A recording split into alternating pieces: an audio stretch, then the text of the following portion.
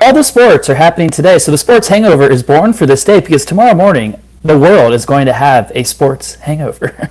They're definitely going to have a sports hangover. I couldn't believe how many sports were actually happening today.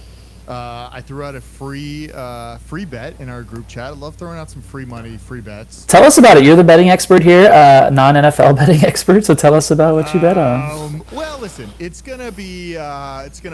doing all sports here. We're taking the Yankees tonight.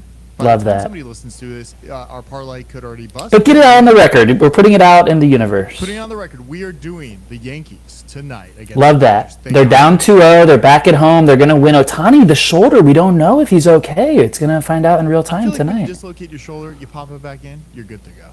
Mike, tell us about the shoulder. You had a skiing injury. You hurt your shoulder. It hurt you for a while, right? I hurt my elbow. I don't know. That was your elbow. Okay. Yeah, it was my elbow. You've had a lot of injuries. The shoulder.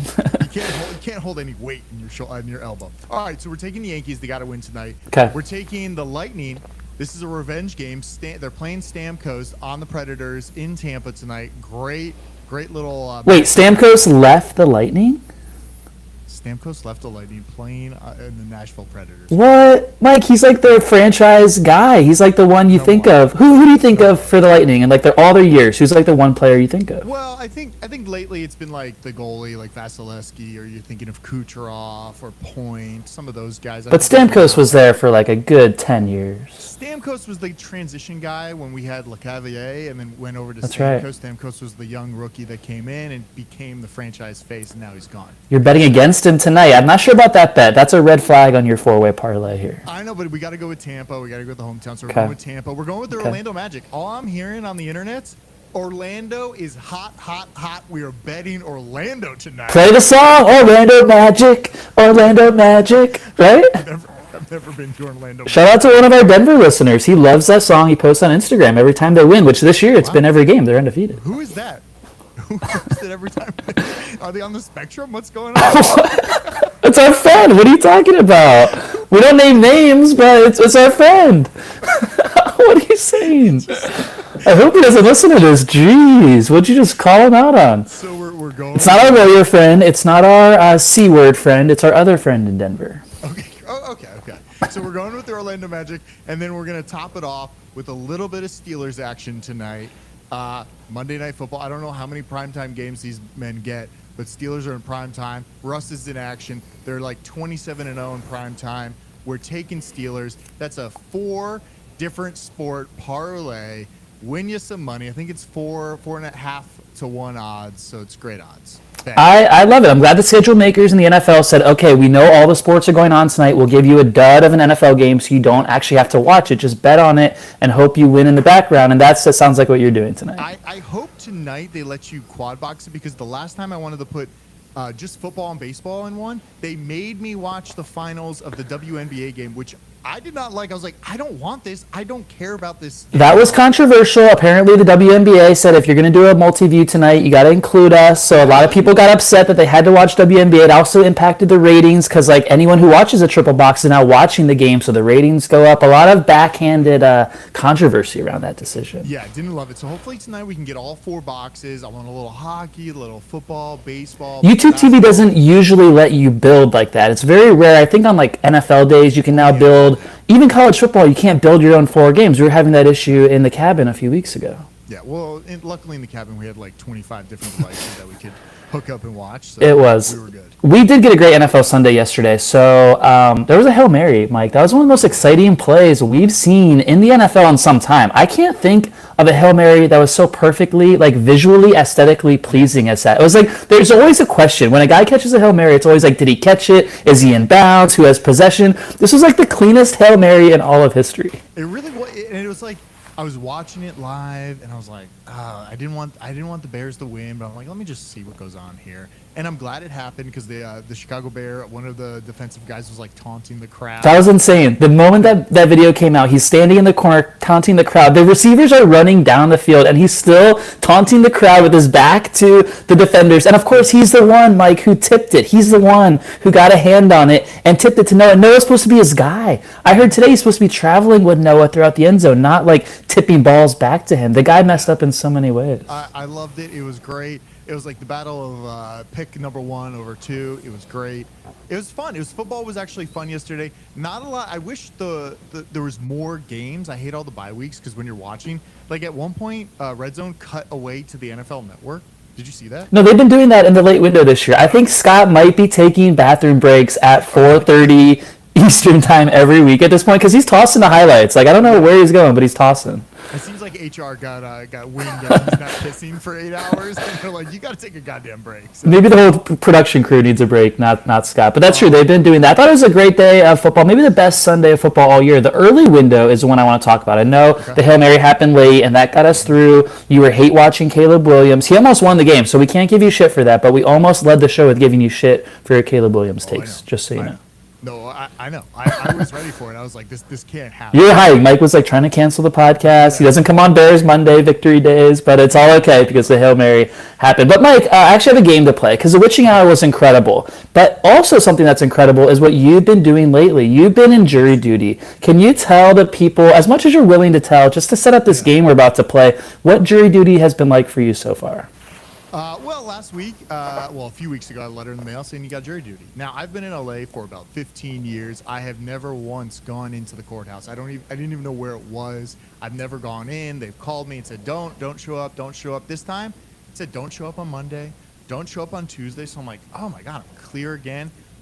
Literally Tuesday night, I check it. I have to get called in. I get called in. It is an attempted murder trial. It's such a big case that they brought in 2 juror panels, so that's like almost 100 people in a room, and I was one of the lucky 12 that gets selected to be a juror on this trial case, and now I'm stuck there for maybe the next week, maybe another week. We don't know. I heard maybe 5 weeks this could go on. Listen, the guy, we're in one of the rooms right now that the OJ trial was in. It's where court cases go for a long time. It's ultra security. There's security not only at the bottom of the entrance, but on the 9th floor when you walk in. There's even additional security. Nice. We are on total lockdown. We're not allowed to talk to other jurors about anything about the case. It's just like total lockdown. So that's what I'm doing Tuesday through Friday from 9 to 5 for the next foreseeable future. Mike, the judge heard that we do podcasts on Mondays, and he said, jury, take Mondays off. You guys can still record, and you'll work the rest of the week, is what I heard happen. I was going to say, the jury lifestyle, like if you're an attorney or something, seems pretty like lax. Like we were probably in the courtroom for like 3.5 hours max, but there was a lot of waiting for us to come in, like for them to get there and stuff. So, well, we have a lawyer friend who listens. Are you criticizing his job? Are you saying it's a lazy job? What are you saying about it? It seems pretty comfy. You're working on a case. It's like, man, we got to take a break. Oh, Dodger game is on. Why don't you guys take the rest of the afternoon off? Stuff like that. Judge dismissed for Dodgers. Dodger traffic. It's Wow, this does seem cushy. All right, so that's a good setup to the jury duty. You're going to update us every Monday on what's going on, what the deliberations are looking like. Maybe we'll start naming names at some point. We would love all that. But Mike, I thought it was important today to prepare you for what you're about to do, about to make a verdict, about to sway a man's life. And we're going to sway some lives here because the witching hour was so crazy. I made notes, and I'm going to make statements on what we learned during the witching hour, and you'll give us the verdict, guilty or not guilty. Going forward on the witching hour. And this is just going to prepare you for the real life murder that you're actually working on right now. In the courtroom, I'm taking lots of notes. You know, I'm taking notes of the evidence, what's going on. They give you a big pad that you have to leave in there. It's pretty legit. I feel like I'm on a TV show, honestly. I feel like you're taking more notes on NFL Sundays maybe than on Jury Tuesdays, but we'll see. We'll see. Okay, here are the questions, and you're going to just work through this verdict for us a little bit and really prepare for the murder that you're actually working on in real life. Okay, guilty or not guilty? Thick Rich, we're starting right there. Thick Rich quit on a play yesterday. It was a big 3rd down against their divisional foe, down 10 in the 4th quarter. Here's the statement. Say guilty or not guilty. Thick Rich needs to be benched for the rest of the season as punishment for being tired. Is he guilty or is he not guilty? Jeremy, if there is another verdict, I would try to throw him out. I just don't want him back. I don't want him back. Trade him. Get rid of him. The man took a break after a running play and said he was tired. Tapping on his helmet, tapping out. Just needed a break. Tapped out. And he was very honest, which I appreciate. He said, I was tired. Like, couldn't do it. Needed to tap out. Needed somebody else to come in. Never seen that before. Feel like I've been watching football a long time. This man is guilty of laziness. Maybe he has to hit the gym, maybe some sprints afterwards. Man is guilty on all counts. I like it. You're into it. All right, we are guilty here. Yeah, he's benched the rest of the season is what I'm saying. You're saying cut him completely. That was unbelievable. We've never seen anything like that. It was a third down. It was a huge play coming up, and he tapped out. We thought he got hurt. No, he should have lied in his post-game press conference. You say you're happy he told the truth. I wish he lied because the way he said it and was honest about it made it so much worse. And this is the Indianapolis Colts. Pat McAfee is Indianapolis, and he was roasting him for 30 minutes to start his show today, saying our franchise quarterback is soft, and it's tough. It's not good. It's such a weird thing to think about. Like, you are a professional quarterback. We've already had doubts. You got hurt the first season. You're coming back this season. We don't believe in you. You are probably one of the worst quarterbacks ever. And I have a stat right here. Oh no, I don't have the stat here, but I had a stat somewhere. But basically, he completed 2 passes in the first quarter of the game, the first half of the game. Like, he did not do anything. He's so bad. Flacco's so much better every time. But it's weird. It's like we thought he was going to be like the greatest quarterback ever. He's tall, he's athletic, he can throw the ball he can literally throw a ball 100 yards. But he's played 20 games of football since he was like 13 years old, and at some point that's a problem, and it looks to be a problem. My next verdict to give here, also in the early window, Tua was up, Tua was leading the Dolphins back to greatness, and all of a sudden the Dolphins fell apart. We won't issue a verdict on them. Let's turn the tables. Kyler Murray played good in that game. Kyler Murray was making plays in that game.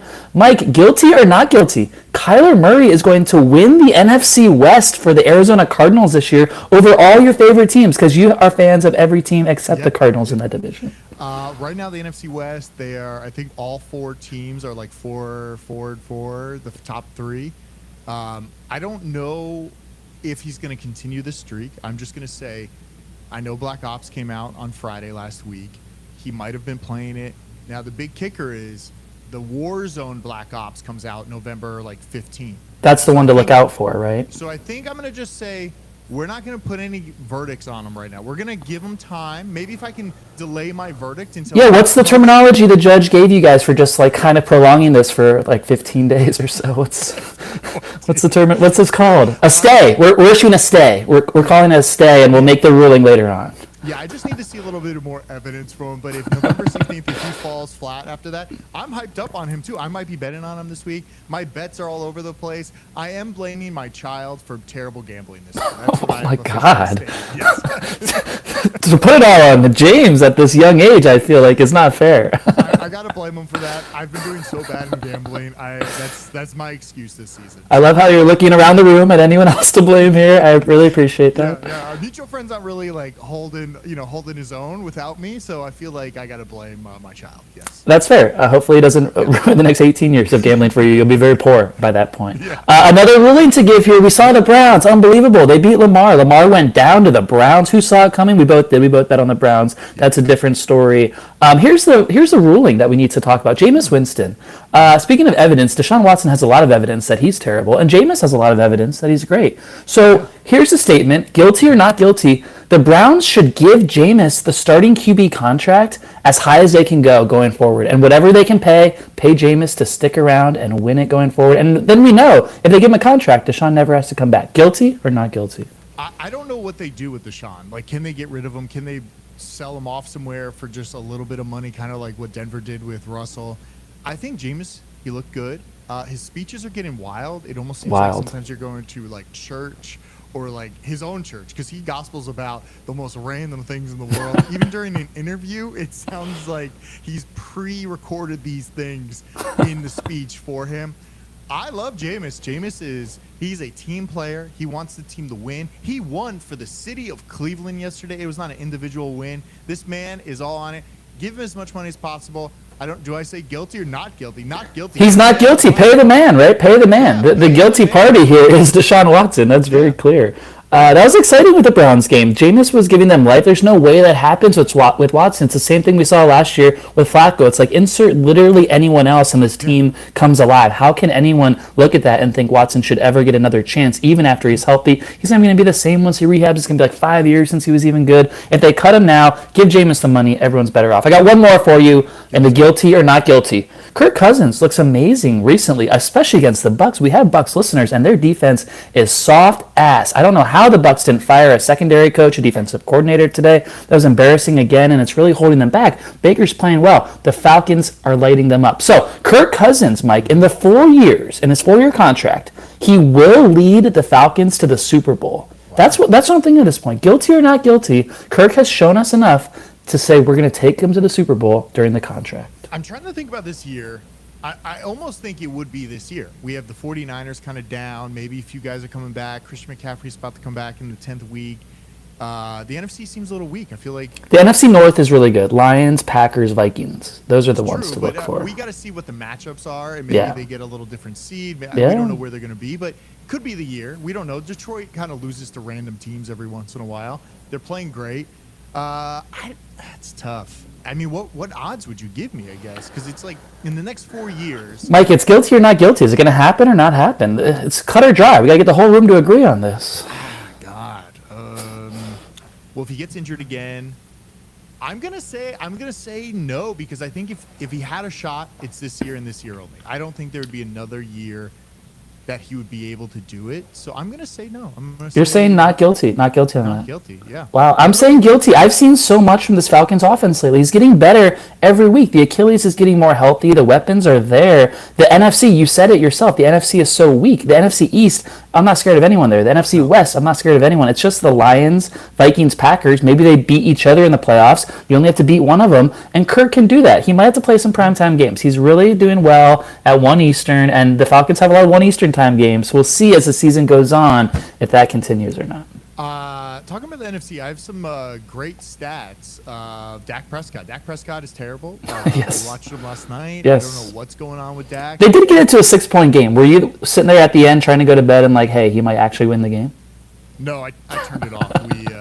I was watching the Penguin instead. The Penguin. Okay. Yeah, it's pretty good. Nice. Have you watched it? I haven't seen it. Is it good? It's a solid. It's like a Batman Mafia movie. It's great. Yeah. Okay. It's a show. Yeah, it's great. Good rec. Okay. Yeah. Oh, it's a show. I thought it was a movie. It's a show. It's a show. Well, the Batman originally came out like 2 years ago. Right. And then they made the Penguin, which is like a little story between the next Batman. It's great. This is on HBO Max? HBO Max, yeah. They do a lot of shows. You're traveling, you got time to watch this stuff occasionally. We do. I think I've said this before, but since 2020, here are the least profitable QBs against the spread as an underdog.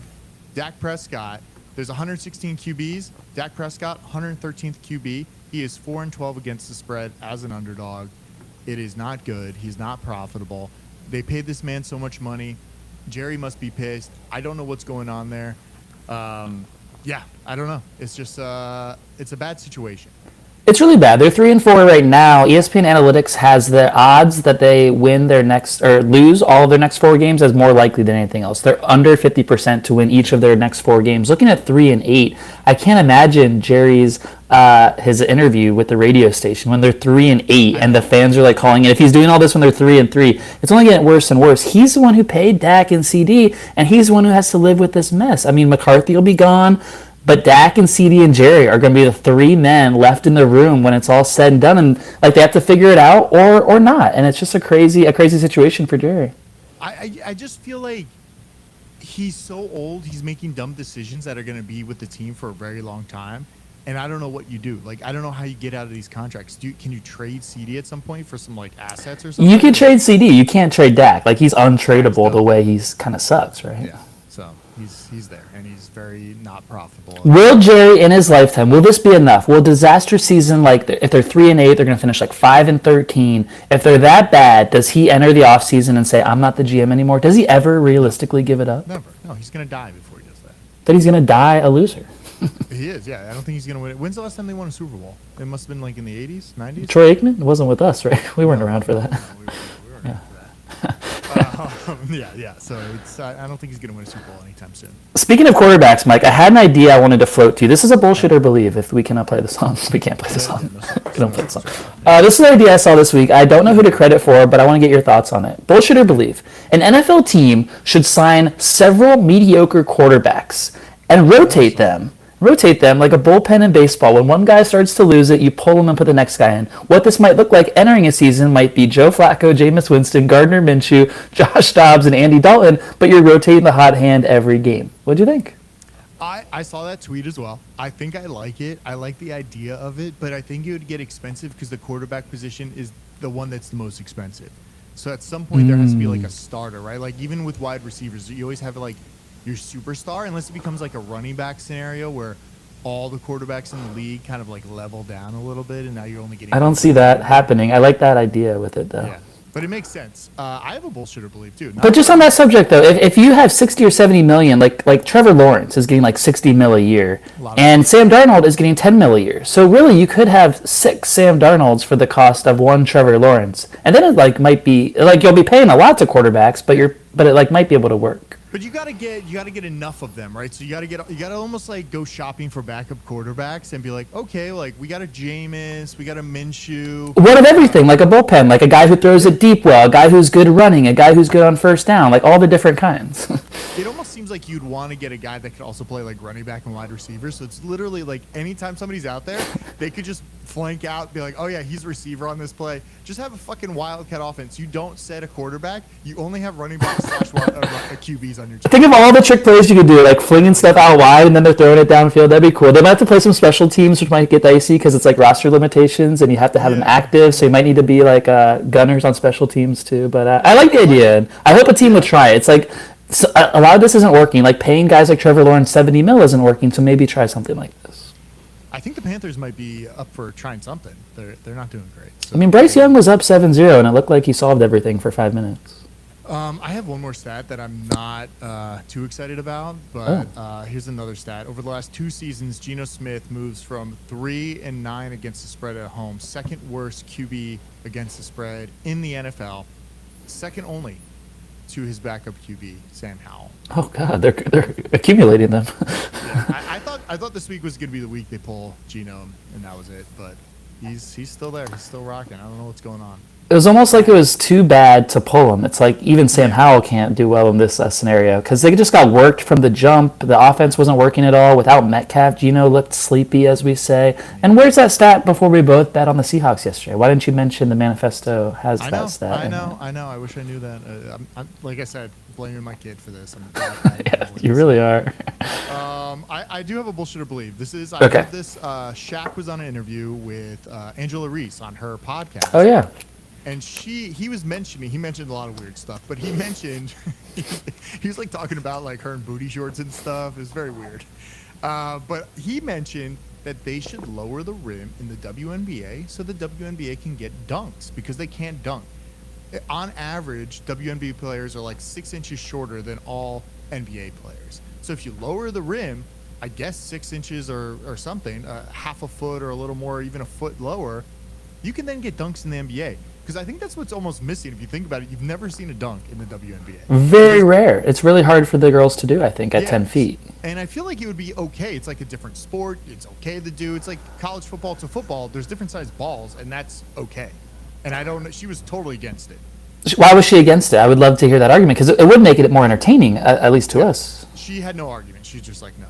She just didn't want it. Well, I think you're opening a can of worms when you say, well, women, you can't do this, so we're going to make it easier for you to do something, and then you're at a different level than the man. Like, on the surface, that's a tough argument to make, I think. But I guess, but if you're saying on average the women are 6 inches shorter than the NBA, and we're saying both rims are at the same height, don't you think, like, well, if everybody's average shorter, we should just lower that average height 6 inches, and then now we're all at the same feet. The weird thing about basketball, maybe it goes back to this too, is all hoops are 10 feet. Like neighborhood hoops are 10 feet. Kids play at 10 feet because like that's where you learn to shoot and like you learn to lay up and you know like where it goes and like how hard to throw it. And then it's like muscle memory forever. If you like sometimes play on 8 and sometimes play on 9 and sometimes play on 10, like is your shot always like off and always like, oh, that would have been in on a 9 but out on an 8? Like it gets a little messy like for the sport in general. It's like with golf, if you had like different golf balls for different types of players and like how do you have all that going on. I think it's tough, but I like the idea because the WNBA could use scoring and dunking for excitement, but it seems like they're doing really well without dunking too lately. Well, they lost money again this year. I feel like it's still like a work in progress. They got to figure it out because I think adding some elements that they don't have in the NBA would help the WNBA get more other than Caitlin Clark. Like I think she's the big draw. Now what do you do to keep the audience? If there's no dunks, nothing like that, she can 3-point, but then what else do you have? I don't know. It sounded like a fun idea to me. Speaking of, I don't know if you heard this, Mike. The NBA season started. Did you hear that? I did, because I know the Orlando Magic are playing tonight in the Sports Equinox. That much we know. I thought it was Christmas Day. That's what's weird about this October basketball thing. You know what? I think it's been moved from Christmas Day because now there's football on Christmas Day. So I think officially it might start after the New Year. I told you, MLK Day. That's a thing too. Oh yeah, January. Just push it to January. When's the LeBron play-in tournament? When does that start? That's during football season in the fall, which is very bizarre. The Lakers will hang another banner for their in-season cup tournament. Speaking of the Lakers, Bronnie James took the court. We went to see this historic venue. It's now a historic landmark in LA. It's called Crypto.com Arena. We went like 48 hours after it happened. No signs of Bronny's feet there, so I think we're going to live without this historic moment. Mike, I didn't like it. I didn't like any part of it. It was fabricated. It felt fake. It felt forced. What felt fake? Bronnie James appearing in an NBA game that he doesn't deserve to play in? I thought we were going to talk about the Kings game we attended right before Bronnie played. That wasn't fabricated. We can talk about that too. I'm talking about the Bronnie. We were talking about the NBA and how it started. And I get it. I hated the moment. I thought it was fake. It showed us that LeBron is in charge. It showed us that anyone, like you said it best, a Make-A-Wish kid can also play for 4 minutes on the Lakers because nothing bad happened to them. They still won the game, even though the guy contributed to points for the other team and didn't help his own team score. So now we know anyone in LA can actually win a contest to go play with the Lakers and LeBron. I think they should actually do this going forward. If Bronny can do it, really anyone should be available to do it throughout LA. Me and you can throw our hat in the ring, and I'll play 2 minutes at a -4 and get out of there and get a standing ovation. I would love that. Yeah. Well, it sounds like Bronny's going to go to the G League, go play in El Segundo somewhere.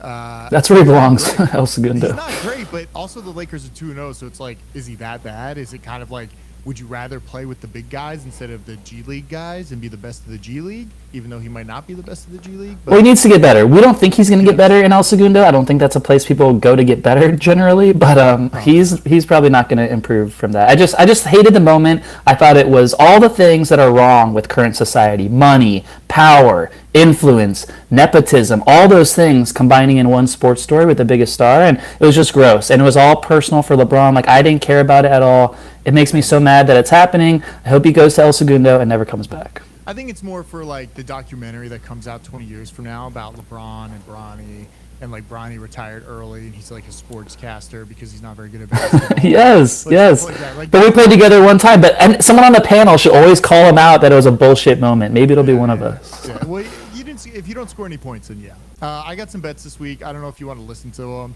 It's been pretty cold over here. People, you'll say them. People might stop listening, but you'll say them. I'm still going to say them. All right, I'm going to do this, but listen, I tried fading myself last week. It didn't work. I said, okay, here are my picks. Here are the secondary picks. It's like you go 2 and 3 no matter what. You did that. Win, I know. Lose. I know. We're doing this. We're doing Indy at Minnesota. Indy's getting plus 5.5. Only if Flacco starts am I betting on Indy. Anthony, Thick Rich, I'm sorry. I'm over you. I used to have a love affair with him. I'm over him. That was a short-lived love affair. When you love Joe Flacco more, you know it's not a serious thing with Thick Rich. And I bet the line actually goes down if they name Flacco the starter. So get that line while you can, maybe. I think the whole team is really mad at him for quitting, and I think Flacco will start that game because of it. Chargers in Cleveland. Cleveland's getting 2 points. I'm riding with my boy Jameis. I don't know if they're not like skewing this right, but I think Cleveland is a much better team with Jameis. Their defense is really good. I don't really know. Is it weird that I haven't really seen or heard much of the Chargers this season, even though they scored a lot of points last week? It's not weird because they're not fun to watch. They're actually hard to watch, and they play terrible teams, and they play in front of an half-empty stadium. Mike, yesterday, I'm literally in El Segundo. I'm right next to Inglewood, and yesterday I was in the SeatGeek app looking at our Clippers, possibly Clippers in the future. How much are those tickets looking at? Those are over 100, but we can't buy them like if it's during Game 7. We can't really miss Game 7, so we're taking it by year this week. We're going to see what happens this week. Maybe we'll do a Game 7 watch party or Clippers. Anyway, that was a little personal stuff there. Saints-Chargers in Inglewood yesterday, the get-in price was under $30, which I've never seen for a Rams-Chargers game. $28 tickets for Upper Deck. A mutual friend just went to Upper Deck for Rams-Vikings. He paid like $100 up there for his back. That man did not pay. I think that man paid. I think they all paid for their tickets. Really? Oh, he bought the beers for everyone, but they all got home safely by like 48 hours later. There was one guy who was like missing for a while, but they all got back. Yeah, they all got Was back. our mutual friend? He wasn't So, no, he was in charge, so he had was he to missing keep it after, 100. the Kings game? Was he? Yes. Mike, we didn't talk about this, but we ended up in a Dodgers watch party at 33 Taps downtown LA for the game, and they hit 3 home runs in the first 3 innings. So every time it was like we're at the watch party, like people are throwing drinks in the air, napkins in the air, like high-fiving strangers. It was very, very cool for LA. It was a good moment. That's good. Good. I'm glad you guys had fun. All right, Yeah. moving on. I think Derek Carr. I think he might be coming back this week. I put the Saints at. They're at -6.5 right now against Carolina. I don't believe anything in Carolina. I'm taking the Saints in Carolina. Bryce is back in. Andy, I think, is hurt. I'm going the Saints here. I don't believe in them, but I'm going with them. You have to. You got to keep betting against the Panthers. It keeps working. It's one of your betting strategies that's worked this year. Andy Dalton, car crash. That was weird. Bryce Young, touchdown, but then terrible. Like, do they have a third option? The thing is, the Saints made a quarterback change yesterday. They benched the Rattler for another young guy. The second young guy played better than Rattler, so maybe that guy will start next week if Carr doesn't. Chicago in Arizona. I'm taking Arizona +1. I feel like a lot of these lines moved very quickly from Sunday night to Monday. Kyler looks good. Warzone, Black Ops 6 Warzone does not drop until mid-November. I'm riding with them until then. Arizona +1 at Chicago. I feel like this is a if Caleb does not bounce back from this, I think he's taking it really personally. This is a big loss, kind of an embarrassment. I don't really believe in him. And also, if you watch some of the game, a lot of balls just like floating out there from Caleb. I don't like what's going on in Chicago. I'm a Caleb hater, so I'm riding with Kyler. Even though I don't love Kyler, I love him a lot more than Caleb. It's true. Caleb lost the game. It's not his fault, but he lost the game. The Bears lost the game. They didn't play well. The Commanders were winning most of the game. The handoff to the lineman, it wasn't the play that. No, it wasn't. We're not impressed with Caleb yet. No. The thing about Kyler is the Dolphins gave that game to the Cardinals. I think maybe more than the Cardinals took it from the Dolphins, and so I wonder, will the Bears give it in the same way? Are the Bears givers? We'll see if Caleb's a giver. I will say your boy Tua, pretty aggressive out there running around. You saw the standing ovation for the slide? I don't know why. It's like, I get it. I get what he's trying to do, like show confidence that he's like back. But it's kind of scary because if that guy was actually going to hit him, that guy literally didn't even try. He didn't even want to. He didn't even want to hit him. Dude, I know. So why slide? Maybe like fake a slide. Keep going. I guess, but then eventually they're going to hit you again, and then you're going to go down. I liked how he popped up like he's the happiest guy on the earth because he learned how to slide after a first down, like a very normal play for NFL quarterbacks who make $200 million. But I'm glad you're happy about it. Yeah. Instead of last time he played, he put his head down and just tried to drill somebody. Yeah, I don't know what's going on. Damar Hamlin, right. Wow. Houston at the Jets. I hate everything going on with the Jets right now, but I am taking the Jets +1. Listen, they might be jet lagged, they might be tired. This is if you don't win, this is over for Aaron Rodgers. This has to be a bounce back, plus fade the public game. You back the Jets here at home. You have to do it. You can't not do it this week. The Jets are so bad they didn't make the first 30 minutes of our show. That's how bad Aaron Rodgers is. Like, we love making fun of them, and they're so bad it's like we did it all. Like, there's nothing else there. They're that bad. They're so bad. It's like an and you're going to take them against the Texans, who might be in a DDP, a deep, dark place, because Nico Collins is already on IR. Stephon Diggs might have a torn ACL. We don't have confirmation of a non-contact knee yesterday. They might need a receiver with C.J. Stroud. Like, that could be pandemonium if they lose 2 of them. Yeah, he's not looking as good. We'll see what happens. I don't know. The Jets are just a mess. It's almost like an embarrassment. It's like you did all this. You fired your coach. You got Devontae Adams. And it's like, what are you guys doing? So why are you betting on them? Because it's a bounce back.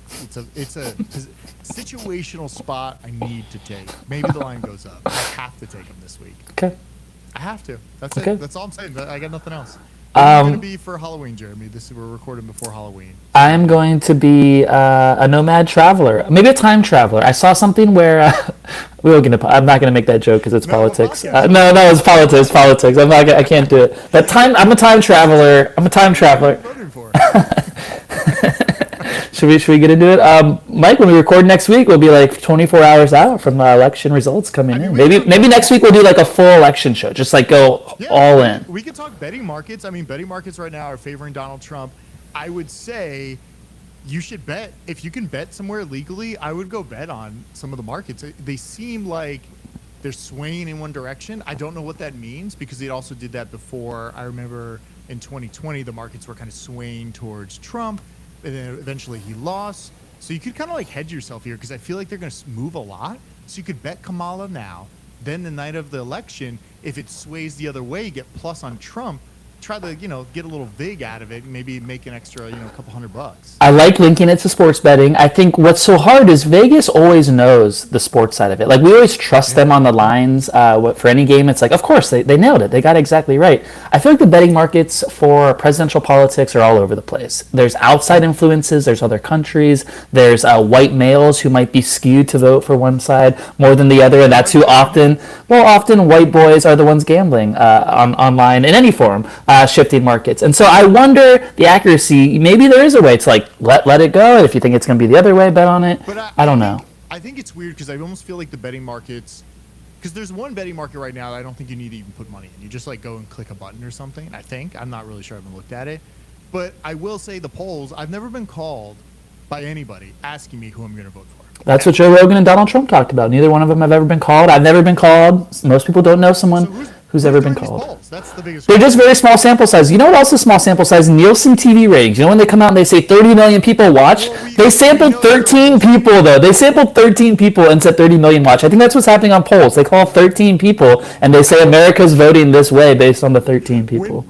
When I worked at the radio station, I remember when I was taking calls, they said for every one person that calls, that's 10,000 people they're representing behind that call. Because that's how hard it is to get in here, and that's how many people are listening. So every time there's somebody on the line, it's like, that's 10,000 people behind that call, basically, of like opinions and everything. What you're telling us, you worked in radio in the glory days of radio. I don't think the listeners are that high anymore. I don't know. Those were the days, Mike. Those were like the peak days. Those were every local market had its own like Howard Stern knockoff, and Tampa had one, and you were a part of it. Yeah, it was great time. So let's talk gambling next week on the election. I think that'll be a lot of fun. I'll look into the betting markets. I'm gonna bet myself. I'm voting. I'm gonna drop off my ballot. I'm gonna do it early. I'm voting tomorrow too. I don't have my mail ballot. In California, they mail everyone your ballot. Kind of weird, but I'm gonna go in with my ID and say, hey, I don't have my mail-in ballot, and see what happens. Oh, good. They don't need you. They don't need you. I think they do. I think they do. Good show. Check out the sportstakeover.com. Subscribe to us on YouTube. Subscribe to us on TikTok. Get everywhere. There's also some good sweaters up there right now if you're a little cold. The cold air is floating into LA. If you're moving to the Northeast, you might need some cold weather gear. We might need to get some like puffer jackets. Some new apparel, really for sure. All right. Good show. See you. All right. It's jammed. Did you like the